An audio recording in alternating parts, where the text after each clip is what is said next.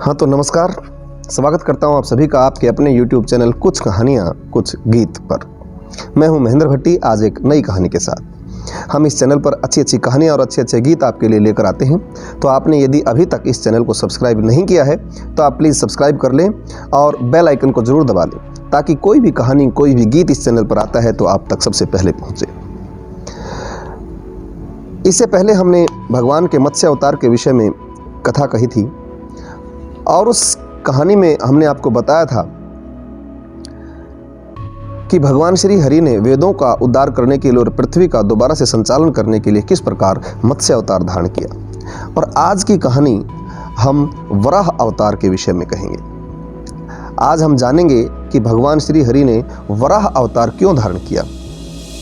तो आइए प्रारंभ करते हैं भगवान श्री हरि का नाम लेकर, ओम श्री हरि। तो आइए शुरू करते हैं भगवान के वराह अवतार की कथा।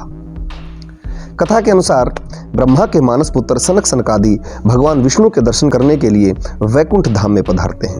परंतु जैसे ही दरवाजे पर पहुंचते हैं तो भगवान विष्णु के दो पार्षद जय और विजय द्वारपालों के रूप में वहां पर बैठे हुए थे।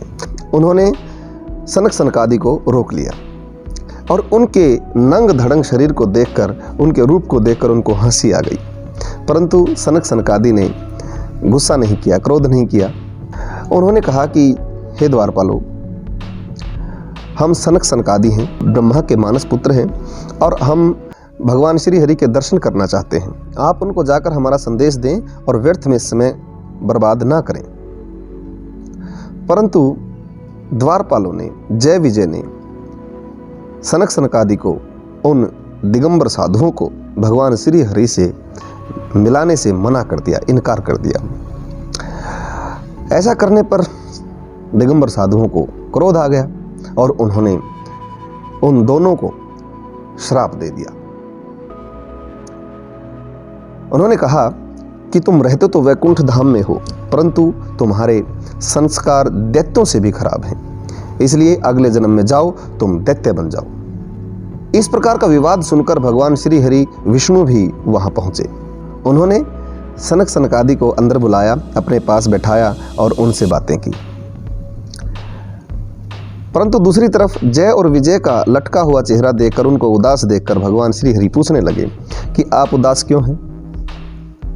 तो द्वारपालों ने बताया, जय विजय ने कहा कि हमें सनक सनकादि ने, इन दिगंबर साधुओं ने हमें श्राप दे दिया और हमें दैत्य बनने का श्राप दिया है, तो हमें क्या करना चाहिए। भगवान श्री हरि उनको देखकर मुस्कुरा दिए और कहने लगे, ये ब्रह्मा के मानस पुत्र हैं, इन्होंने जो कहा है वो बात सत्य ही होगी, परंतु आपको चिंता करने की आवश्यकता नहीं है। अगले जन्म में आप दैत्य रूप में जन्म लेंगे, परंतु आपका उद्धार मेरे ही हाथों होगा, इसलिए चिंता करने की आवश्यकता नहीं है, व्यर्थ में आप परेशान ना हो। तो अब जय विजय इस बात को समझ जाते हैं और अगले जन्म में उनका जन्म महर्षि कश्यप की पत्नी दिति के गर्भ से होता है। अब हमने पिछली वीडियो में भी आपको बताया था कि महर्षि कश्यप की पत्नी दिति के 6 पुत्र थे। एक का नाम मकर था, दूसरे का नाम हैग्रीव था, तीसरे का नाम हिरणाक्ष था, चौथे का नाम महाबली हिरण्यकशिपु था, एक जंभ था और एक मयर। ये 6 पुत्र थे और ये सारे के सारे बड़े बलशाली थे। तो हैग्रीव को तो भगवान ने मत्स्य अवतार जब उन्होंने धारण किया था तो हैग्रीव का वध किया था। और जब, क्योंकि हैग्रीव ने वेद चुराए थे और उन वेदों का उद्धार करने के लिए भगवान ने मत्स्य अवतार धारण करके हैग्रीव से वेद लेकर भगवान ब्रह्मा को सौंप दिए थे। परंतु अब हिरणाक्ष बड़ा बलशाली हो गया था। हिरणाक्ष के पास असुरी शक्तियां थी और इन शक्तियों के सहारे वह अनेक अत्याचार करता था। अब उसके राज्य में पाप फैलने लगा, धर्म कर्म के कार्य होते नहीं थे, साधु संतों का अपमान होने लगा, उनका सम्मान नहीं होने लगा और हिरणाक्ष ने अपने आप को ही भगवान घोषित कर दिया एक तरह से। जिस प्रकार हिरण्यकशिपु ने एक समय पर अपने आप को भगवान घोषित कर दिया था, तो उसी प्रकार हिरणाक्ष ने भी सभी को कहा अपने राज्य में कि यहाँ कोई भगवान नहीं है मेरे अलावा, यहाँ पे जो भी यज्ञ होगा, जो भी हवन होगा वो मेरे नाम का होगा और देवताओं के लिए कोई कर्म कांड नहीं होगा। तो सभी धर्म कर्म के कार्य समाप्त हो गए और पाप ने अपने पैर पसार लिए। अत्याचार होने लगे साधुओं पर, संतों पर, भगवान का भजन करने वालों पर, और एक तरह से उसका आधिपत्य इस कदर जम गया कि धर्म कर्म समाप्त हो गया। और उसने सोचा कि क्यों न मैं इस पृथ्वी को ही जल में छिपा दूं, समुद्र में छिपा दूं, ताकि इस पृथ्वी पर रहने वाले जितने भी व्यक्ति हैं, जितने भी प्राणी हैं, वो देवताओं के प्रति कुछ समर्पित कर ही ना सके, ना उनके लिए यज्ञ कर सके, ना उनके लिए हवन कर सके, ना कर्म कांड कर सके, ना कोई पूजा पाठ कर सकें। इसलिए उसने अपनी शक्ति के दम पर, अपने बल के दम पर पृथ्वी को समुद्र के तल में छिपा दिया। अब जब पृथ्वी रसातल में चली गई तो सृष्टि का नियम भंग हो गया, ब्रह्मांड में उथल पुथल मच गई, क्योंकि देवी देवताओं के बल के लिए पृथ्वी पर रहने वाले लोग यज्ञ हवन करते थे।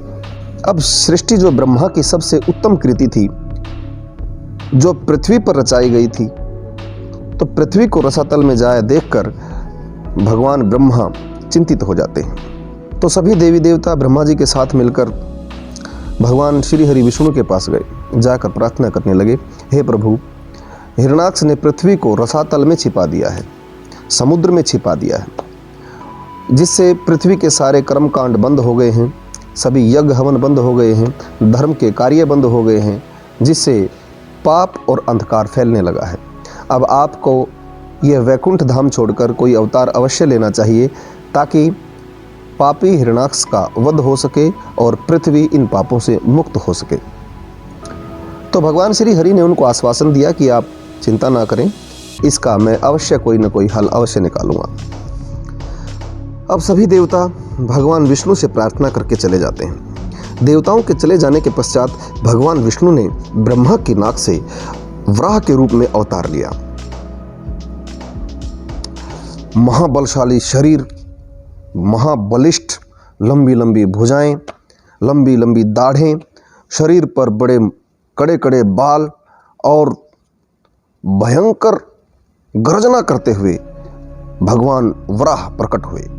अब भगवान वराह ने नीचे देखा तो पृथ्वी का कहीं अता पता नहीं है, चारों तरफ जल ही जल दिखाई दे रहा है। अब भगवान घोर गर्जना करते हुए समुद्र में कूद पड़ते हैं और समुद्र के रसातल में छिपी हुई पृथ्वी को अपनी दाढ़ों पर उठाकर बाहर लेकर आते हैं, समुद्र का सीना चीरते हुए बाहर लेकर आते हैं। भगवान ने जब घोर गर्जना की तो उस गर्जना को सुनकर हिरणाक्ष बौखला गया। उसने गदा के साथ भगवान वराह पर प्रहार किया, परंतु वो गदा टूट गई, क्योंकि भगवान वराह का शरीर बड़ा ही बलशाली और बड़ा कठोर था। सारे अस्त्र शस्त्र प्रयोग किए, परंतु हिरणाक्ष की एक न चली, क्योंकि भगवान वराह के सामने उसका कोई भी अस्त्र शस्त्र कार्य नहीं कर रहा था। पहले तो भगवान वराह उसके सभी प्रहारों को सहन करते रहे, परंतु जब उसके सभी अस्त्र शस्त्र और उसके सभी प्रहार समाप्त हो गए तो भगवान वराह ने उसको अपनी दाढ़ों पर उठाकर आकाश की तरफ फेंका। वह ऊपर घूमता हुआ पृथ्वी के ऊपर आकर गिरा और कर्राहने लगा। अब उसको स्मरण हो आया, क्योंकि उसकी मृत्यु का समय निकट था, और भगवान विष्णु की प्रेरणा से उसको स्मरण हो आया कि वह पहले जन्म में एक पार्षद था भगवान विष्णु का, और जिसका नाम था जय। वह हाथ जोड़कर प्रार्थना करने लगा, हे प्रभु, हे भगवान वराह, आपने मेरी मुक्ति का रास्ता खोल दिया।